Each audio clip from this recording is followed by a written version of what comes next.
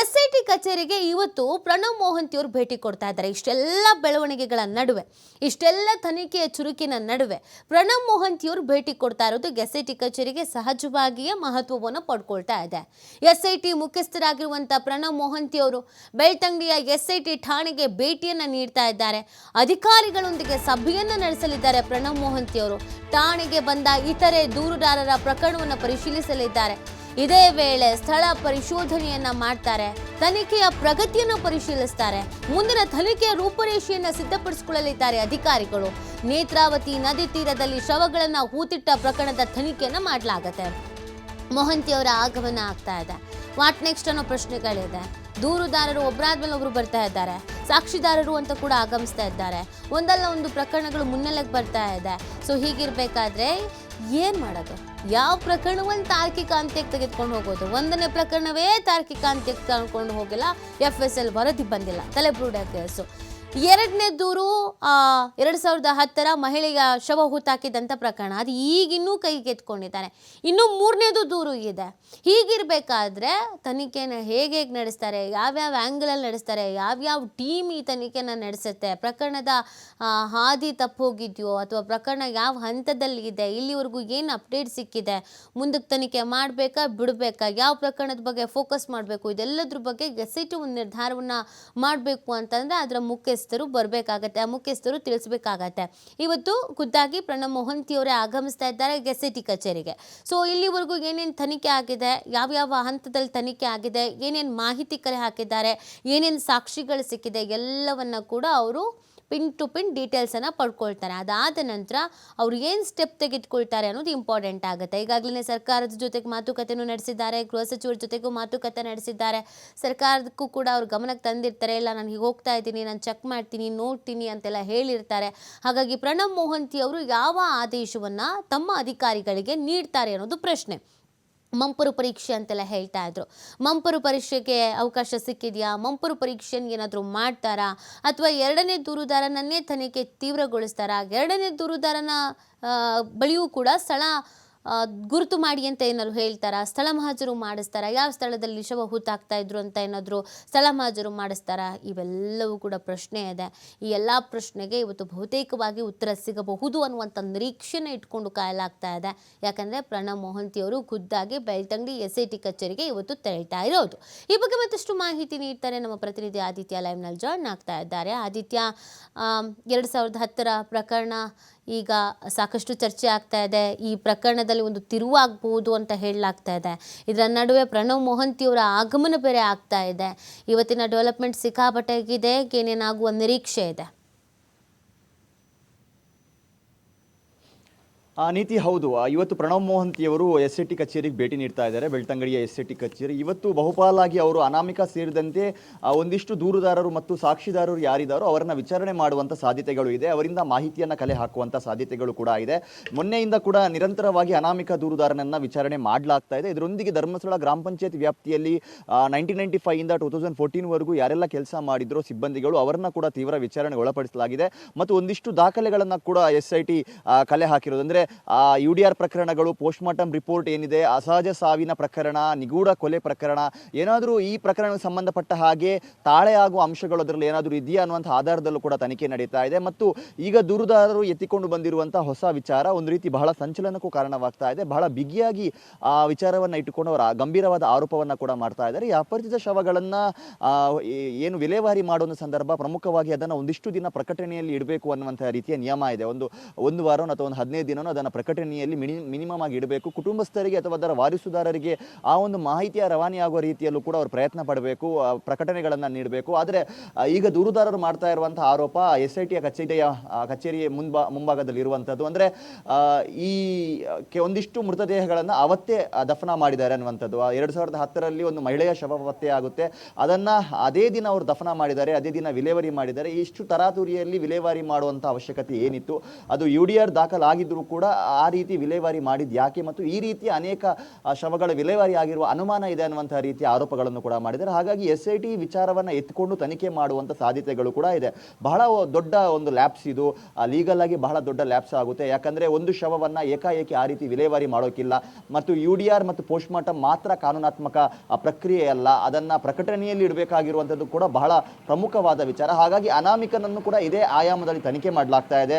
ಆತ ಕೂಡ ಒಂದಿಷ್ಟು ಗೊಂದಲಕಾರಿ ಹೇಳಿಕೆಗಳನ್ನು ನೀಡ್ತಾ ಇದ್ದ, ಒಂದಿಷ್ಟು ಸ್ಪಾಟಿಗೆ ಹೋದ ಸಂದರ್ಭ ನನ್ನೊಂದಿಗೆ ಪೊಲೀಸರು ಇದ್ರು ಅನ್ನುವಂಥ ವಿಚಾರವನ್ನು ಹೇಳ್ತಾ ಇದ್ದ. ಹಾಗಾದರೆ ಪೊಲೀಸರು ಇದ್ರು ಅಂತ ಹೇಳಿದ ಕೂಡಲೇ ಕಾನೂನಾತ್ಮಕವಾಗಿ ಅದಕ್ಕೆ ಎಲ್ಲ ಪ್ರಕ್ರಿಯೆಗಳು ಆಗಿದೆ ಅನ್ನುವಂಥ ಕನ್ಕ್ಲೂಷನ್ಗೆ ಎಲ್ಲರೂ ಬರ್ತಾರೆ. ಆದರೆ ಇದನ್ನು ಮೀರಿ ಇನ್ನೊಂದು ವಿಚಾರ ಇದೆ, ಅದೇ ಈ ಪ್ರಕಟಣೆಯಲ್ಲಿ ಇಡುವಂಥ ವಿಚಾರದಲ್ಲಿ ಎಲ್ಲ ರೀತಿಯ ಲೀಗಲ್ ಲಾಸ್ಗಳನ್ನೆಲ್ಲ ಫಾಲೋ ಮಾಡಿದ್ದಾರೆ ಅನ್ನುವಂಥ ರೀತಿಯಲ್ಲೂ ಕೂಡ ಈಗ SIT ತನಿಖೆ ಮಾಡೋದಕ್ಕೆ ಮುಂದಾಗಿದೆ. ಹಾಗಾಗಿ ಆ ಸಂದರ್ಭದಲ್ಲಿ ಅಲ್ಲಿ ಕರ್ತವ್ಯವನ್ನು ನಿರ್ವಹಿಸ್ತಾ ಇದ್ದಂಥ ಪೊಲೀಸರು, ಪಂಚಾಯತ್ ಸಿಬ್ಬಂದಿ ಮತ್ತು ಅನಾಮಿಕ ದೂರುದಾರನನ್ನು ವಿಚಾರಣೆ ಮಾಡುವಂಥ ಪ್ರಕ್ರಿಯೆಗಳು ನಡೀತಾ ಇದೆ. ಸೊ ಈ ಓವರಾಲ್ ಆಗಿ ಈಗ ತನಿಖಾಧಿಕಾರಿ ಜಿತೇಂದ್ರ ಕುಮಾರ್ ದಯಾಮ ಅವರು ಒಂದು ಹಂತದ ಏನು 3 ದಿನದ ವಿಚಾರಣೆಯನ್ನು ಮಾಡಿದರೋ ಅದರ ಮಾಹಿತಿಯನ್ನು ಪ್ರಣವ್ ಮೊಹಂತಿ ಅವರಿಗೆ ನೀಡಲಿಕ್ಕಿದ್ದಾರೆ. ಪ್ರಣವ್ ಮೊಹಂತಿ ಅವರು ಬಂದ ಬಳಿಕ ಮುಂದಿನ ಕಾರ್ಯಾಚರಣೆಯ ಕುರಿತಾಗಿ, ಅಂದರೆ ಮುಂದೆ ಉತ್ಖನನಕ್ಕೆ ಈಗಾಗಲೇ ಬ್ರೇಕ್ ಬಿದ್ದಿದೆ, ಮುಂದೆ ನಡೆಯುತ್ತೆ ಅನ್ನುವಂಥ ರೀತಿಯ ಸಾಧ್ಯತೆ ಇದೆ. ಅದಕ್ಕೂ ಮುನ್ನ FSL ರಿಪೋರ್ಟ್ಗಳು ಬರಬೇಕಾಗುತ್ತೆ. ಪೂರಕವಾದ ಸಾಕ್ಷ್ಯಾಧಾರಗಳು ಸಿಗುವವರೆಗೂ ಕೂಡ ಮುಂದೆ ಉತ್ಖನನ ಮಾಡಬೇಡಿ ಅನ್ನುವಂಥ ರೀತಿಯ ಕಟ್ಟುನಿಟ್ಟಿನ ಆದೇಶ ಸರ್ಕಾರದಿಂದ ಕೂಡ ಇದೆ. ಹಾಗಾಗಿ ಬಲವಾದ ಸುಳಿವು, ಬಲವಾದ ಸಾಕ್ಷ್ಯವಿದ್ದರೆ ಮುಂದೆ ಉತ್ಖನನ ನಡೆಯುವಂಥ ಸಾಧ್ಯತೆಗಳು ಕೂಡ ಇದೆ. ಇಲ್ವಾದಲ್ಲಿ ಅನಾಮಿಕ ದೂರುದಾರನನ್ನೇ ವಶಕ್ಕೆ ಪಡೆಯುವಂಥ ಸಾಧ್ಯತೆಗಳು ಕೂಡ ಇದೆ. ಹಾಗಾಗಿ ಇವತ್ತು ಒಂದು ಹಂತದ ವಿಚಾರಣೆಯನ್ನು ಏನು 3 ದಿನದಿಂದ ಮಾಡಿದಾರೋ ಅದಕ್ಕೆ ಸಂಬಂಧಪಟ್ಟಂತಹ ಮಾಹಿತಿಯನ್ನು ಇವತ್ತು ಪ್ರಣವ್ ಮೊಹಂತಿ ಅವರಿಗೆ ದಯಾಮ ಅವರು ನೀಡಲಿಕ್ಕಿದ್ದಾರೆ. ಆ ಬಳಿಕ ಮೊಹಂತಿ ಅವರು ಯಾವ ರೀತಿಯ ನಿರ್ಧಾರಕ್ಕೆ ಬರ್ತಾರೆ ಅನ್ನೋದನ್ನು ಕಾದು ನೋಡಬೇಕಾಗಿದೆ. ಅದೇ ಇನ್ನೊಂದು ಪ್ರಶ್ನೆ, ಈ ಪ್ರಕರಣದಲ್ಲಿ ಸೋಷಿಯಲ್ ಮೀಡಿಯಾದಲ್ಲೂ ಚರ್ಚೆಗಳಾಗ್ತಾ ಇದೆ.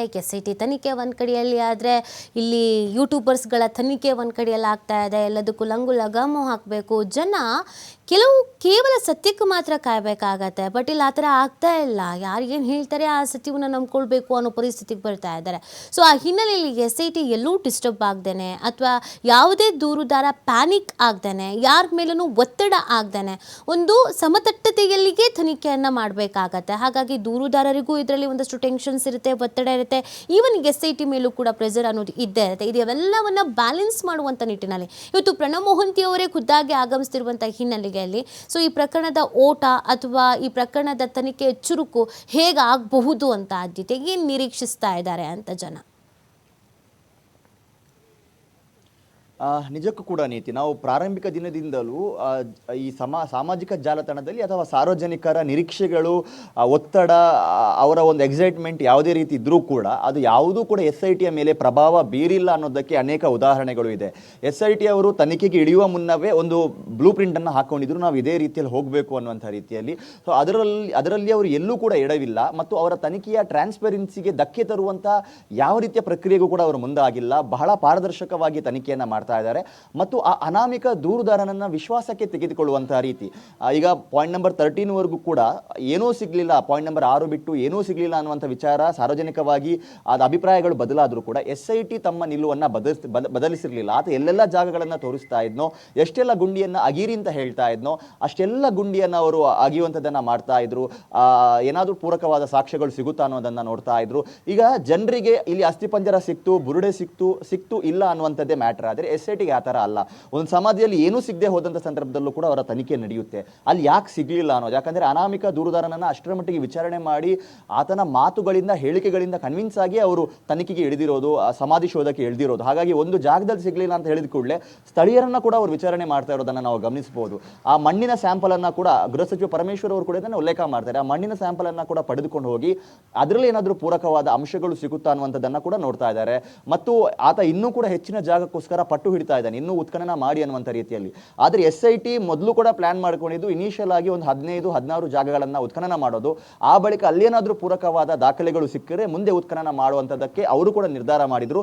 ಅದೇ ಆಯಾಮದಲ್ಲೂ ಕೂಡ ತನಿಖೆ ಕೂಡ ನಡೀತಾ ಇದೆ. ರಾಜಕೀಯ ಜಟಾಪಟಿ ಏನೇ ಇರ್ಬೋದು ಮತ್ತು ಸೋಷಿಯಲ್ ಮೀಡಿಯಾದ ಇನ್ಫ್ಲುಯೆನ್ಸ್ ಏನಿದೆ ಅದು SITಯ ಮೇಲೆ ಪ್ರಭಾವ ಬೀರಿದ್ದು ಇದುವರೆಗೂ ಆಗಿಲ್ಲ ಅಂತ ಘಟನೆಗಳು.